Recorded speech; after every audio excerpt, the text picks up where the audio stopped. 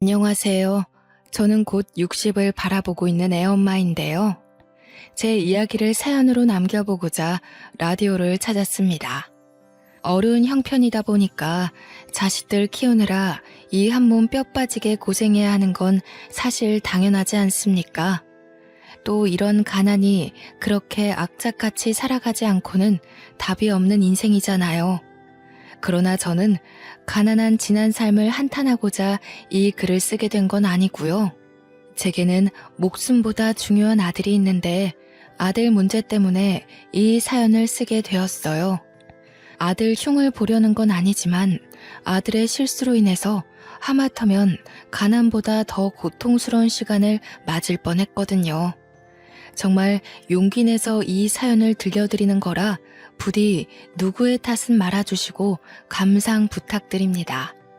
저는 남편과 결혼한 지 10년 만에 남편과 사별을 했는데요. 한순간에 홀몸이 된 저를 버티고 극복할 수 있도록 만들어준 자랑스러운 존재들이 있습니다. 바로 남편의 자리를 든든하게 채워준 두 아들이었죠. 첫째 아들과 둘째 아들은 나이 차이가 10살이 나는데 거의 첫째가 둘째를 키우다시피 보살폈어요. 그 말은 제가 둘째를 출산하자마자 남편을 잃었다는 말과도 연결이 되죠. 남편과 함께한 첫째의 출산과 달리 둘째의 출산은 제게 갑작스런 산통이 와서 119를 불러 실려가게 된 경우였습니다. 당시 형편이 좋지 않았던 시절이라 남편이 주간일 끝나고 밤에 대리운전을 하고 있었어요. 첫째가 대신 남편한테 전화해서 제 사정을 알렸나 봐요. 뒤늦게 제 상황을 알게 된 남편이 놀라서 일을 일찍 마무리하고 급하게 병원을 오다가 교통사고를 당해버린 겁니다. 제가 출산한 몸이라서 남편이 눈 감는 그때 옆에 있어주지 못한 것이 아직도 한으로 남아있어요. 저는 당시 당장 움직이기도 힘든 몸인데다가 장례를 봐줄 사람이 없어서 바로 발인을 해야 했습니다. 첫째가 그 어린 나이에 어른들이 시키는 대로 따르면서 남편의 마지막 길을 배웅해 주었어요.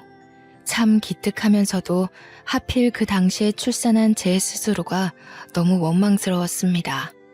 남편과 저는 함께 가난했지만 남편이 늘 제게 풍족한 사랑을 주면서 버팀목이 돼주었는데요. 집안의 든든한 기둥이 사라지자 그 사실만으로 세상이 무섭고 정말 많이 힘들더라고요. 제가 당시 아이들을 두고도 어른답지 못하게 매일 밤 울었던 걸로 기억합니다. 그런 제 마음을 어린 첫째 아들이 미리부터 알고 일찍부터 철이 들어버리는데 한몫해버리고 말았죠. 첫째는 어린이일 때부터 아이답지 않았거든요. 첫째가 당시에 초등학생이었는데 갓 태어난 둘째 때문에 제대로 어리광도 한번 못 피워본 착한 아이예요. 저도 남편을 잃고 정신없는 상황에서 둘째한테만 신경을 쓰는 바람에 첫째를 많이 못 챙겼거든요.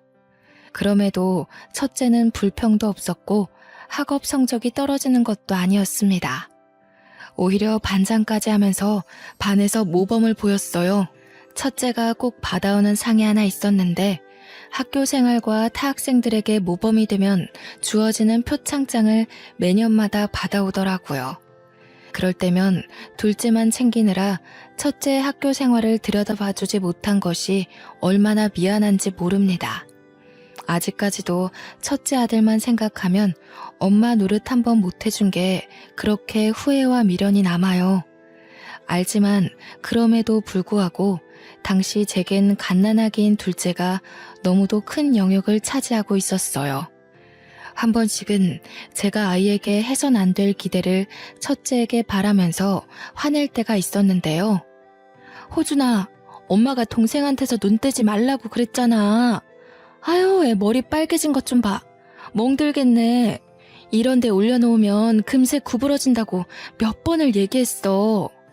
내가 분명히 보고 있었는데 잠깐 화장실 다녀온 건데 호영이 어떡해? 많이 다쳤어? 다음에는 더 조심할게.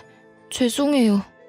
지금 생각해도 제가 유독 첫째한테는 참 계모 같은 엄마였죠. 그 어린이가 저 때문에 친구들과 놀지도 못하고 갓난아기를 봐야 하는 그 심정을 제가 차마 이해해주지 못했으니까요. 아무것도 모르는 첫째가 갓난아기를 돌보는 건 정말 말도 안 되는 일이잖아요. 둘째에게도 잘못된 육아 방식이고 첫째에게도 참 못할 짓을 하고 말았습니다. 하지만 그 당시에는 왜 그렇게 자꾸 첫째가 어리다는 사실을 잊어버리고 계속 첫째에게 과한 의지를 했는지 모르겠습니다. 아무리 사정이 힘들고 혼자서 두 아이를 기르는 것이 버겁다고 해도 내 아이한테 그러면 안 되는 거였는데 저도 현재 많이 반성하고 있답니다. 첫째는 제 꾸짖음에 서운해서 엇나갈 법도 한데 동생을 더 잘 보려고만 했지 결단코 제게 반항하거나 윽박지른 적이 단 한 번도 없었어요. 제가 가끔씩 구했던 일이 아파트 청소였는데 첫째가 학교 안 가는 날이면 동생까지 업고서 같이 청소를 도와주곤 했습니다. 그게 아파트 단지에 소문이 났는지 지나가는 주민들이 전부 우리 첫째를 보면서 경악을 금치 못했고 일부러 저희를 들여다보러 오는 사람들도 있었습니다. 어머나, 조그마한 애가 아기를 업고 있네. 기특하긴 한데 너무 힘들겠다. 얘, 너 힘들지 않니? 엄마 혼자 청소해도 되니까 집에 가는 게 좋지 않겠어? 아니요, 하나도 안 힘든데요. 저는 어려서 힘 많아요. 엄마가 저보다 나이 많으니까 더 힘들겠죠. 세상에, 어쩜 이렇게 모난 것 없이 자랐을까? 이모가 아들을 너무 잘 키웠네. 어떻게 이렇게 잘 키우셨대요? 말년에 복 받겠어요.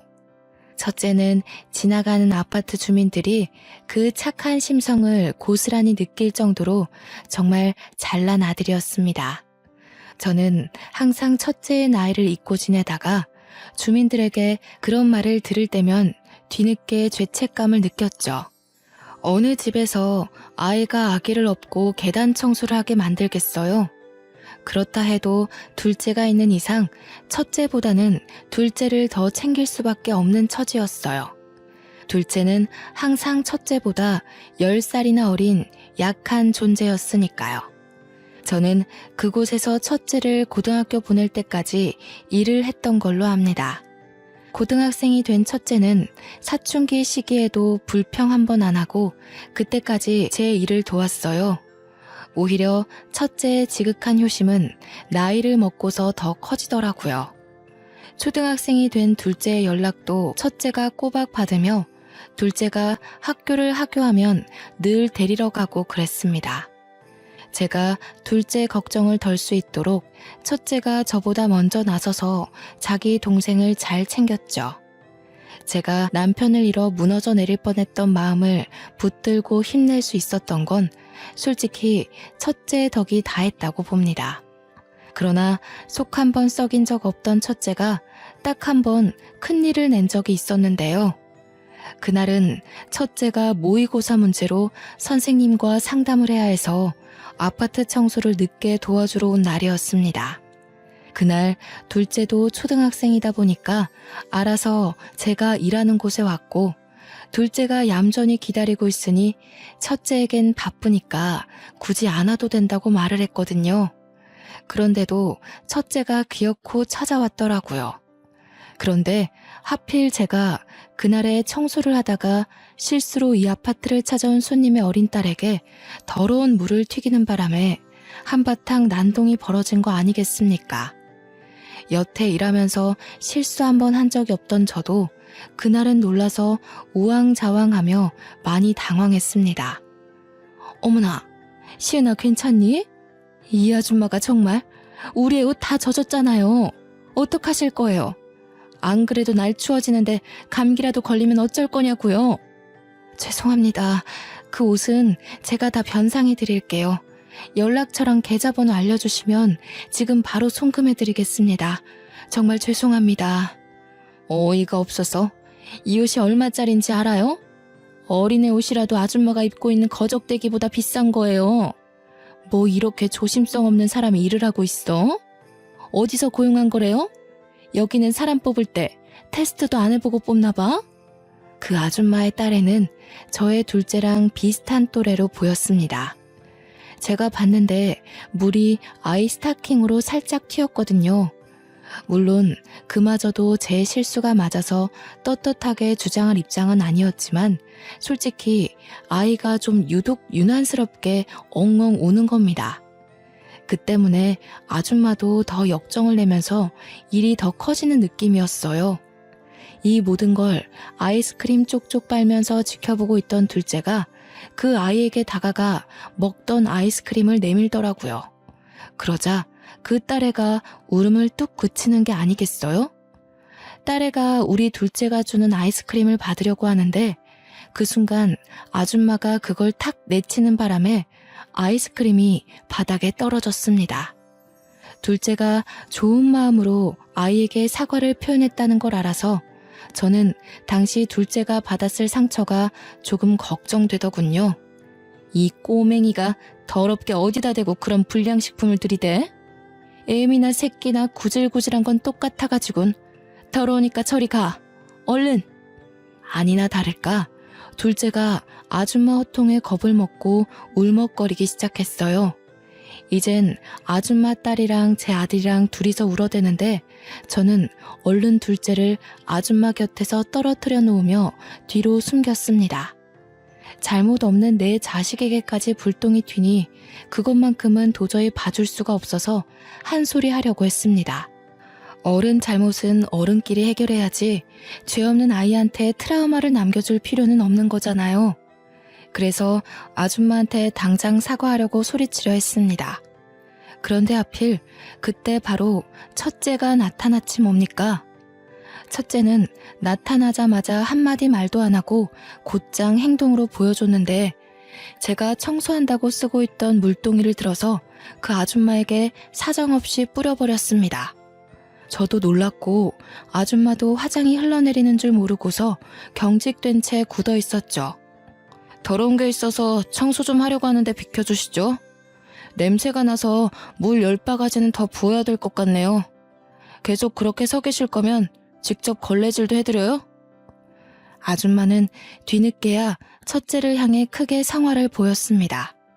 당장 우리 첫째를 어떻게 할 것 같은 표정으로 비명을 질렀죠. 제 딴에는 너무 큰일이었던지라 저는 떨리는 심장을 부여잡으며 제 자식들을 데리고 얼른 그 자리를 빠져나왔습니다. 혹시 아줌마가 쫓아와서 거액의 돈을 변상하라고 난리를 칠까봐 도망치듯 집으로 왔어요. 김우준, 너 어디서 그런 못된 짓을 배웠니? 엄마가 그렇게 가르쳤어? 아무리 화가 나도 그렇지 어른한테 그러면 어떡해? 그런 것도 어른 취급을 해줘야 된다고? 내 식구가 뻔히 당하고 있는 걸 멍청하게 가만히 보기만 했어야 해? 내가 힘이 있는데 왜? 네가 힘이 있긴 뭐가 있어. 너 아직 고등학생이야. 저런 돈 많은 아줌마가 작정하고 우리 집안 망하게 하면 네 앞길 단번에 막히는 거라고. 세상에서 돈이란 게 얼마나 무서운 건지 아니? 종이 쪼가리 그게 별것 아닌 것 같아도 그 고작 돈 때문에 우리가 이 모양 이 꼴로 사는 거야. 엄마야 돈 때문에 힘들어봤으니까 그런 소리 하는 거겠지. 나는 이렇게 살면서도 한 번도 돈 아쉽다는 생각 해본 적 없어. 나한텐 돈보다 가족이 먼저야.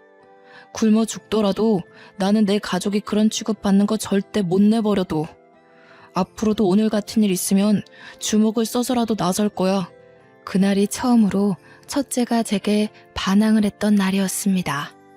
제게는 그날 첫째의 행실이 꽤나 충격과 반성으로 다가왔어요.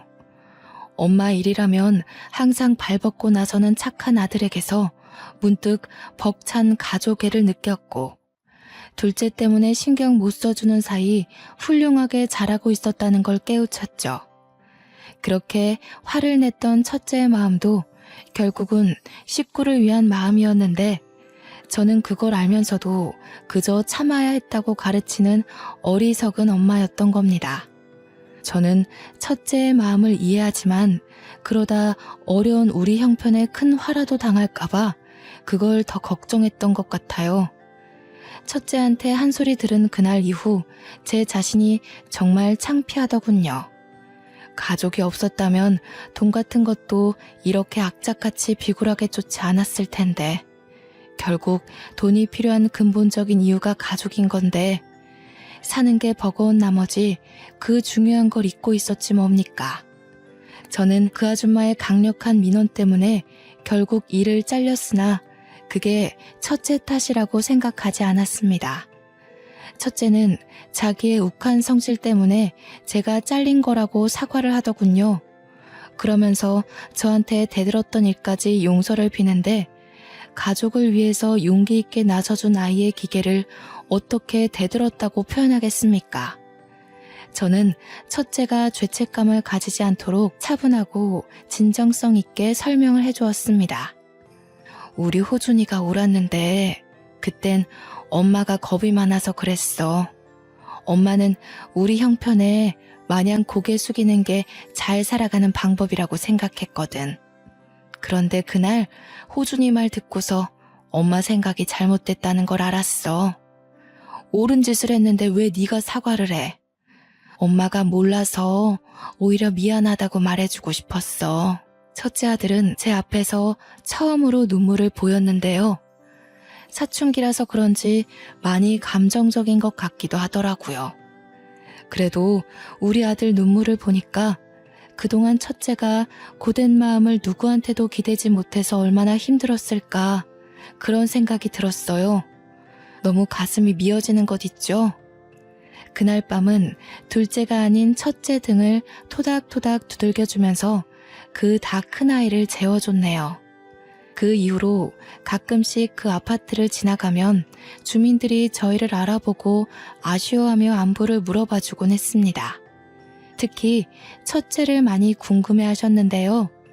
첫째가 곧 대학 입학을 앞두고 있다니까 세월 참 빠르다면서 자기 아들 생각하듯 진심으로 자랑스럽게 봐주더라고요. 그러면서 감사하게도 첫째 수능 잘 보라고 이런저런 간식 선물도 많이 받았습니다. 하지만 첫째는 대학을 가지 않는 걸 택했어요. 바로 경시 공부를 하겠다고 하는데 저는 처음에 그런 첫째의 생각을 반대했죠. 그럼에도 첫째는 완강하더라고요. 아빠 생각도 엄마랑 같았을 거야. 내 자식들 남들 하는 만큼 똑같이 누리게는 못해줘도 시켜줄 수 있는 공부는 꼭 시키자고. 아빠랑 그렇게 약속했었어. 엄마가 대학 보내줄 수 있다는데 왜 안 가겠다는 거야? 돈 때문에 그래? 나는 불의를 일으키는 사람이 너무 싫어서 경찰이 되려는 건데 경찰대학 가는 게 아니라면 굳이 대학을 갈 필요 없어. 무용지물인 스펙을 뭐하러 돈 벌어가면서 다니겠어? 공채 시험으로도 충분해. 빨리 경찰이 돼서 한 살이라도 체력 좋을 나이에 승급할 거야. 어릴 때부터 그랬지만 첫째의 결정은 제가 어떻게 말릴 수가 없어요. 물론 내버려 두더라도 그게 염려되는 건 없었습니다. 첫째가 제 알아서 잘하는 것도 있고 꼭 한다면 하는 아이였거든요. 그렇게 바로 공채 시험 준비에 돌입한 첫째는 낙방 한 번 없이 합격해서 형사과에 지원하여 지금은 제법 기수가 찬 형사가 되었습니다. 이건 아들이 나중에 알려준 사실인데 사실 경찰대학을 갈 학점이 충분히 되었다고 해요.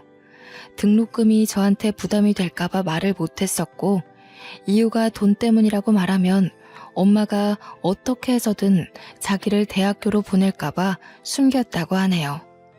성적에 대해서 알리지 말아달라고 고등학교 담임 선생님한테 따로 부탁까지 했다는 거 아니겠어요? 이런 철두철미한 아이를 제가 어찌 이기겠습니까? 첫째가 번듯한 직장인이 되어주는 덕분에 우리 가정은 제법 빠르게 안정을 찾았어요. 청소 일을 잘리는 바람에 고깃집에서 불판 닦는 일을 하던 저는 첫째의 제안으로 일을 완전 관두게 되었고요. 둘째는 첫째가 보내주는 돈 덕분에 수월하게 대학을 갈 수 있게 되었습니다. 둘째도 형을 따라 대학을 가지 않고 바로 직장인이 되길 원했지만 첫째가 둘째만큼은 대학을 가서 좀 더 대접받는 삶을 살길 바라더라고요. 형은 대학 안 가도 돈 잘 벌고 있잖아. 나도 굳이 대학 갈 필요 없다고 생각했어. 자격증 준비하고 혼자 공부해서 취업할래. 형, 여기까지 오는데 엄청 힘들었어. 그래도 형은 맷집이 강해서 어느 누가 질타를 해도 쉽게 이겨낼 고집이 있었거든. 근데 우리 착한 호영이는 마음이 여리잖아. 그래서 형은 호영이가 좋은 스펙 쌓아서 형보다 더 좋은 직업을 가졌으면 좋겠어. 그것도 또 하나의 힘이 되거든. 저는 우리 가정이 올바른 길로 나아갈 수 있는 것이 모두 첫째 혼자 이뤄낸 성과라고 생각했습니다. 그러나 첫째는 늘 저한테 은혜를 빚졌다고만 하는 거 아닙니까? 갚으려면 한참 멀었으니까 저더러 효도받을 기대하라고 하는데 얼마나 든든한지 모릅니다. 아들 둘을 이렇게 멋지게 키워놓으니까 문득 오랜만에 남편 생각이 나더라고요. 남편이 둘째는 보지 못했지만 첫째와의 추억은 많이 가지고 있었는데 마냥 어린아이였던 첫째가 이리 멋지게 커준 걸 보고 얼마나 기특해할까 그 얼굴이 선명하게 상상되는 거 있죠. 하늘에서 우리 든든한 첫째를 지켜보면서 이제 그만 안심하고 있지 않을까 하는 생각이 들었습니다. 이렇게 앞으로 잘 될 일만 생길 줄 알았던 저희 가정에 가난이 아닌 또 다른 고비가 찾아왔는데요. 바로 둘째 아들의 일입니다.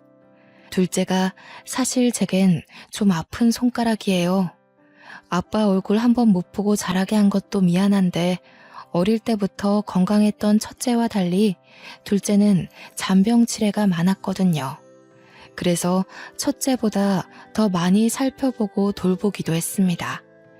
첫째도 허약한 동생을 알아서 걱정하고 챙기고 신경 썼죠. 어쩌면 우리 둘째가 여전히 품 안의 아이같이 느껴지는 건 저와 첫째가 그만큼 둘째에 대한 걱정이 앞섰기 때문이었어요. 그런데 그렇게 얌전하기만 하던 둘째가 뜻밖의 우리 가정을 구렁텅이로 빠뜨릴 뻔한 적이 있는데요. 대학을 졸업한 둘째가 취업도 한번 해보지 않았는데 뜬금없이 결혼을 하겠다고 하는 거 아니겠습니까? 그날 밥을 먹다가 그 어처구니 없는 소리를 듣고 저랑 첫째가 놀라서 밥 숟가락을 놓았습니다. 뭐라고? 호영아, 방금 결혼이라고 했니? 갑자기 무슨 결혼을 해. 너 이제 취업도 해야 되고 학교도 막 졸업해서 할 것도 많잖아. 그날이 아직도 제 가슴을 뛰게 만들 만큼 놀란 일이었는데요. 당시에도 심장이 너무 두근거렸지만 꾹 참고서 조심스레 물었습니다. 그러나 둘째는 식탁 앞에서 고개도 못 들고 우물거리기만 하더군요. 그러니 지켜보던 첫째가 뒤늦게 둘째를 타이르며 동생의 생각을 바꾸려 노력했죠. 결혼하겠다는 의견을 반대하는 게 아니야. 어떤 사람인진 모르겠지만 뭘 그렇게 서두르냐는 거지. 취업부터 한 뒤에 자리 잡고 해도 늦지 않아. 그래, 맞다. 호영아, 형 말이 맞아. 옛날이야 일찍부터 결혼을 했었지만 지금은 시대가 달라졌잖니. 너도 알 거 아니야. 요즘 애들이 네 나이에 어떤 일을 하는지. 결혼은 나중에 30 중반쯤 해도 늦지 않아. 저와 첫째는 나름대로 둘째의 마음을 존중하면서 그 생각을 돌리려고 했습니다. 그러나 둘째가 뒤이어 하는 말에 결국 첫째가 먼저 평정심을 잃고 말았지 뭡니까. 저도 둘째의 뒤은 고백에 너무 놀라 숨이 멎는 줄 알았습니다. 그게 무슨 소리야? 임신이라니? 지금 사고를 쳤다는 얘기야? 너 이거 사실 맞아? 도대체 밖에서 무슨 짓을 하고 다니는 거야? 같은 과 여자애랑 사귀고 있었는데 술 먹고 실수를 해서 나도 모르고 있었는데 알고 보니 임신이라고 하더라고. 사진도 있어. 둘째가 휴대폰으로 보여주는 초음파 사진에 저는 심장이 내려앉았고 첫째는 더 큰 소리로 둘째를 나무랐습니다. 둘째는 잘못했다고 할 뿐이었어요. 이게 다 무슨 일이라니. 어머나, 여보, 우리 아들이 어떻게 이런 큰일을. 이 사실을 여자 쪽에도 알고 있을 거 아니니. 그쪽에선 얼마나 더 청천벽력이겠어. 아이고 준아, 네 동생을 어쩌면 좋아. 이 일을 어떡하니? 저희끼리 날고 긴다고 상황이 달라지는 게 아니라는 거 압니다. 결국엔 정해진 길을 따라 걸을 수밖에 없다는 것도 알고 있었고요. 한참을 소갈이 하다가 저는 할 수 없이 둘째가 임신시켰다는 그 여자를 데려오라고 했습니다. 첫째가 나서서 반대를 했지만 저는 첫째까지 설득시켜서 일단 그 아가씨를 한번 만나보기라도 하자고 했어요. 그렇게 며칠 뒤 둘째가 데려온 앳된 아가씨를 만났는데요. 그 아가씨는 둘째보다 한 살이 적었고 배가 살짝 불러있더라고요. 아무래도 임신을 하고 나서 곧바로 저희에게 밝힌 게 아닌 듯 했어요. 듣자 하니 아가씨는 이미 식구들에게 임신 사실을 알리고 제 아들과의 결혼을 허락받았다고 하네요. 저는 아가씨 쪽에서 그렇게 빠른 결정이 내려질 줄 몰랐던지라 솔직히 좀 당황했습니다. 여자 쪽에서 어떻게 내 딸한테 그런 짓을 했냐고 제 아들을 나무랄 줄 알았거든요. 생각보다 많이 시원한 여자 쪽 식구에 놀라 있는데 뒤이어 아가씨가 하는 말은 저를 더 당황하게 만들었습니다. 어머님께서 허락만 해주시면 저희 어머님 집에 바로 합가를 할까 해요. 결혼식 하기엔 돈이 없으니까 이 집 들어오게 되면 혼인신고 먼저 하려고요. 허락해 주실 거죠? 신혼 차릴 여건이 안 되니까 분가보단 합가를 하는 게 좋겠죠. 그런데 둘이 경제적으로 준비된 것도 없으면서 뭘 어쩌겠다고 그런 실수를 저질렀어요? 어릴수록 더 조심했어야지. 쫓기듯 이 상황까지 오게 됐다지만 지금 이게 얼마나 큰일인지 알기나 하는 건가? 알아. 그래서 반성하고 있어. 그렇지만 지금은 이미 아이가 생겨버려서 형이 돈 잘 벌잖아. 형이 좀 빌려주면 내가 취업해서 꼭 갚을게. 둘째 말 그대로 우리는 첫째 덕분에 30평대 아파트로 이사를 오게 된 건데요. 서울 아파트 비싸잖아요. 온전히 첫째의 벌이로 전과 비교할 수 없을 만큼 편안한 팔자를 누리는 중이었어요. 그럼에도 첫째 등골이 크게 휘는 정도가 아니었다는 건 첫째가 확실히 경제적으로 지분이 크다는 말과 같습니다. 둘째랑 아가씨 둘이서 나름대로 방법을 생각했던 건지 둘째가 자기 형 눈치 보면서 말을 하는데 다소 기가 막혔던 건 옆에서 낯짝 뻔뻔하게 들고 있는 아가씨의 말 때문이었어요. 아주버님이라고 불러야 되겠죠? 그런 말 생전 해본 적이 없어서 어색하다. 아주버님, 저희 돈 좀 빌려주시면 안 될까요? 진짜 꼭 갚을게요. 호용 오빠가 경영학과 나왔잖아요. 대기업 취직하면 금방 갚을 수 있어요. 그 돈을 왜 제 동생만 저한테 갚아야 된다고 생각해요? 그쪽은 제 동생한테 빌붙기만 할 거라는 뜻이에요? 어머, 무슨 말씀을 그렇게... 당연히 저랑 호용 오빠 결혼하게 될 텐데 그럼 호용 오빠 돈이나 제 돈이나 같은 거죠. 원래 부부라는 게 그런 거잖아요. 쓸데없이 당찬 아가씨의 모습에 첫째뿐 아니라 저도 할 말 잃었습니다. 잠깐의 만남으로만 봐도 아가씨 성품이 얌전한 타입은 아니라는 게 느껴졌거든요. 어쩌다가 우리 조용한 둘째 아들이 이런 왈가닥 여자와 어울리게 되었는지 나중에는 현기증이 나더라니까요. 별 수 없이 이대로 결혼을 시켜야 하는 건가 골머리를 앓고 있었는데 며칠 뒤 뜻밖의 일이 생겼습니다. 둘째가 면접 보러 가서 없는 집에 그 아가씨가 혼자 찾아온 거 아니겠습니까? 첫째도 근무 시간이라서 그 시간에는 저만 집에 있었어요. 어머님, 저 오늘 여기서 저녁 먹으려고 왔어요. 호용 오빠랑 같이 오려고 연락했는데 호용 오빠가 먼저 가 있으라고 하더라고요. 들어가도 되죠? 곧 식구가 될 아가씨니까 집에 오는 건 문제되지 않았습니다. 그러나 이렇게 무작정 찾아오는 것이 한두 번이 아니라는 겁니다. 한 번 찾아오기 시작한 아가씨는 일주일에 4번 정도는 연달아 찾아왔어요. 어떨 때는 둘째 방에서 자고 가기도 했습니다.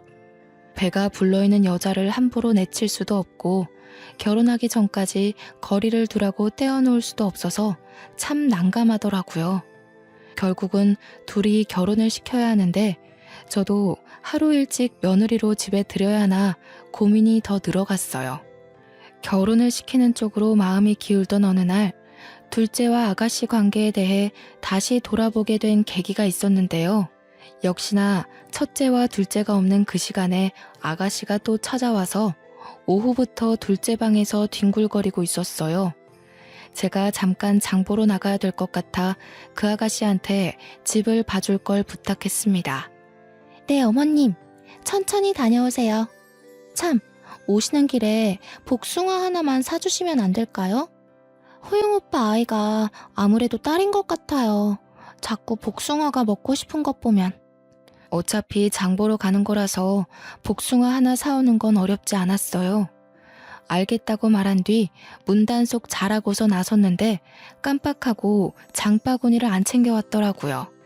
당시 둘째 문제로 정신머리가 없어서 뭘 자꾸 까먹게 되는 거 있죠. 그래서 다시 집으로 돌아갔는데 바로 그때 저는 놀라운 말을 듣고 말았습니다. 호영 오빠 말고 형 되는 사람을 잡아야 될 것 같아. 호영 오빠는 허우대만 멀쩡하지 능력이 없어서 못 써먹어. 이름이 호준이던가? 그 오빠 돈 많아 보이더라. 이 아파트도 그 오빠 돈이래. 참, 나 이번 주 산부인과 가야 되는데 같이 가줄 거지? 몰래 남의 얘기를 듣는 것도 간 떨리는 일인데 심지어 엄청난 걸 들은 듯해서 두렵기까지 했습니다. 그대로 급하게 집을 나온 저는 장 보러 가는 내내 아가씨의 말을 곱씹어 보았어요. 그런데 생각할수록 그 아가씨가 뭐 대단한 비밀을 감추고 있는 느낌이 드는 거 있죠. 혹시 아가씨 뱃속의 아이가 우리 둘째가 아닌 건 아닐까 싶은 생각이 들기 시작했어요. 그러나 단지 엿들은 내용만으로 뭘 어떻게 알아볼 방법이 없어서 떨리는 가슴만 안고서 시간을 흘려보냈습니다. 혼자 소가리만 하다가 이대로 제가 뭔가를 알아볼 기회라도 놓치게 될까봐 결국 첫째를 몰래 불러서 그동안 엿들었던 내용을 알렸는데 첫째가 듣자마자 바로 행동으로 실천하는 겁니다. 그 뒤로 첫째는 형사기지를 발휘하여 아가씨를 뒷조사하기 시작했습니다. 아가씨는 서울 변두리 쪽에 집이 있었고 이혼 가정의 외동딸이었는데 원래는 잘 살다가 아빠 주식 때문에 집안이 망해서 부모님이 이혼을 했고 당시 일하는 사람이 엄마 하나라고 했습니다. 엄마도 전문적인 일이 아닌 아르바이트식으로 어렵게 돈을 모으고 있는 듯 했어요. 첫째가 한 번은 그 아가씨 뒤를 밟은 적이 있었다는데 따라가 보니 아가씨가 자기 엄마 일하는 곳을 찾아갔다고 하더군요. 그러나 첫째가 당황한 건 다른 부분에서 있었는데요. 그곳에서 아가씨 엄마를 보고 놀랐다고 했습니다. 그래서 더는 지켜보지 못하고 그대로 사진 몇 장만 찍고 바로 돌아왔다네요. 그리곤 그날 오후 어김없이 아가씨가 집을 찾아왔을 때 첫째가 그 사진을 처음 보여줬는데 아가씨가 엄청 당황하는 거 아닙니까? 지금 사람 뒤 밟았어요? 형사라고 그렇게 막 함부로 사람 미행해도 되는 거예요? 사진은 왜 찍는데요? 이거 초상권 침해예요? 당장 지워요? 왜요? 들키면 안 되는 거라도 있나 보죠? 어쩜 모녀가 하는 짓이 그리 똑같습니까? 정말 치가 떨려서 말이 안 나오더군요. 엄마도 봐봐. 이 아줌마 알 거야. 첫째가 보여주는 사진을 봤는데 사진 속 아줌마를 어디서 본 것 같긴 하지만 잘 기억이 나질 않았어요. 제가 고개만 갸웃거렸더니 첫째가 설명해 주더라고요. 제가 아파트 청소할 때 처음으로 민원을 넣은 아줌마라고요. 그제서야 그 악질 아줌마 얼굴이 생각났고 동시에 그 옆에 초등학생으로 보이던 딸의 얼굴까지 떠올랐어요. 바로 앞에 서 있는 아가씨를 보는데 그 어린 딸의 얼굴과 비스무리하게 겹치는 것 같기도 한 겁니다. 설마 그 아줌마 딸이 이 아가씨인가 싶더라고요. 둘째도 당시에 초등학생이었지만 자기 딴에는 큰일이어서 그런지 그때의 상황을 기억하는 것 같았어요. 우리 집 정보 알고 고의로 접근한 건 아닌 것 같으니까 그걸로 캐묻진 않을게요. 그런데 그 뱃속 아이 내 동생애 맞아요? 사진 속 이 남자애 아니고요. 뭐요? 무슨 소리 하는 거예요? 호영 오빠, 오빠 형 왜 이래? 오빠가 말 좀 해봐. 어머님이랑 아주버님이 나 모욕하잖아, 지금. 둘째는 과거에 그 악질 아줌마의 딸이 자기 애인이라는 걸 알고부턴 아무 말도 못하고 있었습니다. 많이 놀라고 당황한 듯 보였어요.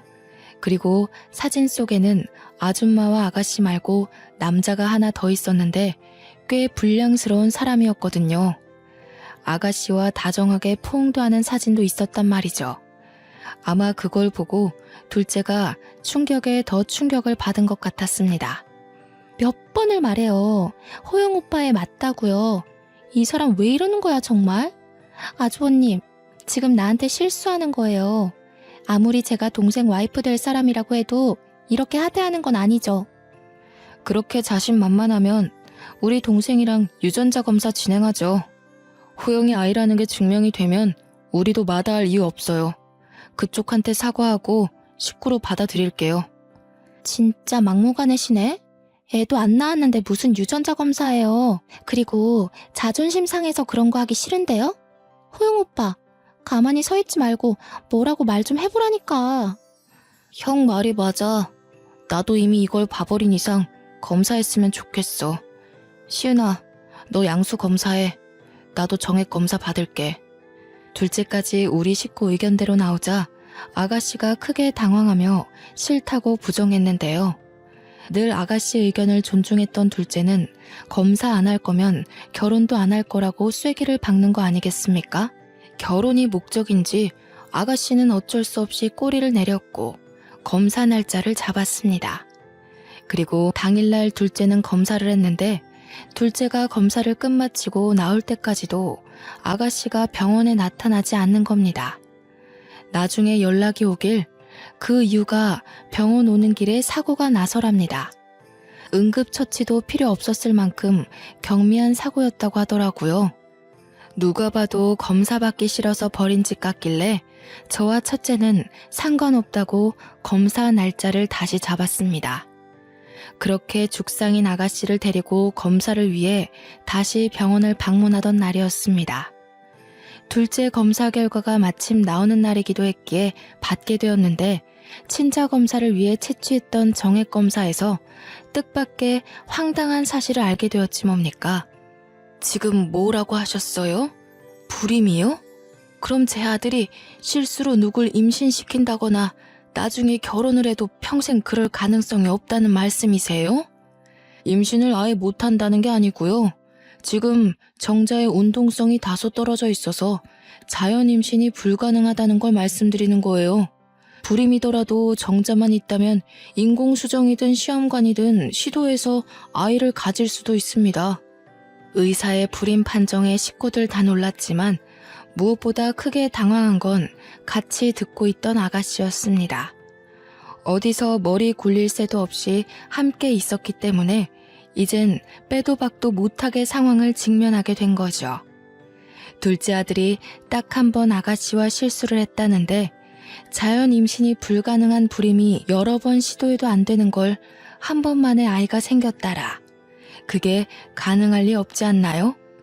아가씨가 다짜고짜 달아나려는 걸 첫째가 붙잡아 가까운 의자로 앉혔는데요. 결국 병원에서 사람들 다 보는데 저희는 대판 싸움을 벌이고 말았습니다. 그럼 어떡해요? 저도 먹고 살아야 될 거 아니에요. 남편은 자꾸 취업 실패하고 엄마는 엄마 하나 건사하기도 벅찬데 저라도 나서지 않으면 안 됐다고요. 그게 고작 우리 착한 아들 발목 붙잡는 거였어요? 겁도 없이 사기 결혼 시도하려고 했던 거예요? 한참 젊은 여자가 어쩌자고 벌써부터 그런 큰 죄를 저질러요. 어머님, 제가 다 잘못했으니까 저 그냥 호영 오빠랑 결혼시켜주시면 안 돼요? 어머님만 허락해주신다면 저 아이 아빠 버릴 수 있어요. 남의 피 줄인 게 싫으면 아이도 고아원 보낼게요. 그러니까 저 좀 받아주세요. 네? 알고 보니 아가씨는 망한 집안 때문에 급전이 필요했더라고요. 이미 남편 될 사람이 있었으나 간도 크게 순수한 제 아들 돈 빼먹으려고 양다리를 걸쳤던 거였어요. 그런데 이제 그런 구질구질한 식구 핏줄 다 버리겠다고 하는 거 아니겠습니까? 옆에서 듣는 내내 안쓰럽기는커녕 정말 최악이었습니다. 누가 너랑 결혼해 준대? 난 네가 그런 상식 없는 생각을 가진 애인 줄도 몰랐어. 남의 애라지만 너는 그 아이 엄마 아니야? 어떻게 태어나지도 않은 애를 버린 애 만에 쉽게 짓거릴 수가 있어? 정말 최악이다. 엄마가 허락하더라도 내가 너랑 결혼 안 해. 알겠어? 오빠가 이러면 안 되지. 내가 누구 믿고 여기까지 온 건데. 나는 그 남자보다 오빠를 더 좋아해. 어떻게 하면 믿어줄 건데, 응? 둘째가 더는 말을 잇지 않고 아가씨를 외면하자 첫째가 나서서 경찰서로 가자고 붙잡았습니다. 그러자 아가씨가 느닷없이 바닥에 무릎을 꿇더니 첫째 바지가랑이를 붙잡고 사정을 하더군요. 안 돼요. 이대로 가면 저희 집 진짜 망해요. 저희 엄마 식당에서 어렵게 돈 벌며 사는 거 알잖아요. 이대로 신고당하면 저희 다 길바닥에 나앉아야 돼요. 제발 경찰서는 안 돼요. 이렇게 빌게요. 우리가 아가씨의 엽기적인 사기 행각을 봐줄 생각은 아니었지만 주위에서 듣고 있던 모든 사람들마저 하나같이 아가씨 연기에 속지 말라고 당부하더군요. 겁도 없이 요즘 같은 세상에 저런 하찮은 짓을 한다고. 당장 빵에 넣어야 제2의 피해자가 안 나온다며 잡아가라 난리였습니다. 결국 아가씨는 얼굴까지 다 팔려가며 경찰서 행을 가게 되었죠. 이 사실을 알게 된 아가씨의 진짜 아이 아빠가 경찰서를 찾아왔는데요. 둘째와 저는 그 남자의 실체를 처음 본 거나 다름없었는데 상당히 우람하고 몸집이 컸습니다. 그런 남자가 다짜고짜 우리 둘째한테 상간남 소송할 거라고 난동을 부리는 거 아니겠어요? 그러나 첫째가 그 자리에서 바로 반박을 해버려 입을 싹 다물게 만들어버렸죠. 아가씨와 그 남자가 혼인 사이도 아니었을 뿐더러 정황상 둘이서 우리 둘째에게 사기 행각을 벌이려 했다는 사실만 도드라질 테니 소송에도 당연히 기각될 거라고 말했고, 오히려 우리 쪽에서 피해배상 청구 소송을 걸 테니 기대하라는 경고를 날려버렸습니다. 제가 법에 대해 잘 모르다 보니까 첫째의 말이 맞는지 아닌지도 모르겠더라고요. 그래서 우리 둘째도 아가씨랑 혼인 사이가 아닌데 피해배상 청구가 가능하냐고 슬쩍 물어봤더니 결혼을 전제로 만나온 관계라면 소송 제기가 가능하다고 하네요. 똑부러지는 첫째의 대처 덕분에 저희는 더 이상 협박받는 것 없이 문제를 해결할 수 있었습니다. 저희 첫째가 한다면 하는 애라고 말씀드렸지 않습니까? 첫째가 동료 직원에게 소개받은 변호사에게 의뢰를 했고 작은 금액이라도 꼭 고소를 하여 혼쭐을 내줄 심산으로 파고들었으니 그 아가씨 쪽에선 무슨 일이 있어도 이 소송을 피해갈 방법은 없을 겁니다. 그 후로 둘째가 평소보다 좀 더 위축된 채 취업 준비도 못하고 집에만 있었는데요. 자신의 어리석고 부족한 판단력 때문에 가족에게 피해를 준 것 같아 한동안 우울감에 빠져 있더라고요. 네 잘못이 아니래도 그렇게 작정하고 사기치는 사람들을 착한 네가 어떻게 알아봤겠어. 이번 일을 계기로 더 배웠다고 생각하면 돼. 다음부턴 조심하면 되지. 김호영, 너도 이제 언제든지 누구를 책임져야 할 가장이 될 수 있다는 거 이번에 톡톡히 알았으니까 더 단단해져야 돼. 세상엔 너보다 더한 사기를 당해서 재기하고 싶어도 못하고 사는 사람들 많아. 제발 한 번만 기회 달라고 기도만 하는 사람들도 많고, 그런 사람들과 다르게 너한텐 기회가 그냥 기다리고 있잖아. 첫째는 엄마인 제가 봐도 참 놀라울 만큼 어른스럽답니다. 첫째가 집에서 가장 역할을 너무 잘해주는 덕분에 제가 참 든든하네요. 둘째도 아빠 같은 첫째의 든든한 조언 덕분에 최근 다시 면접을 다니기 시작했어요. 둘째가 아무렴 부족한 마음에 그랬다고 하지만 그래도 제게 소중한 아들이 아닙니까?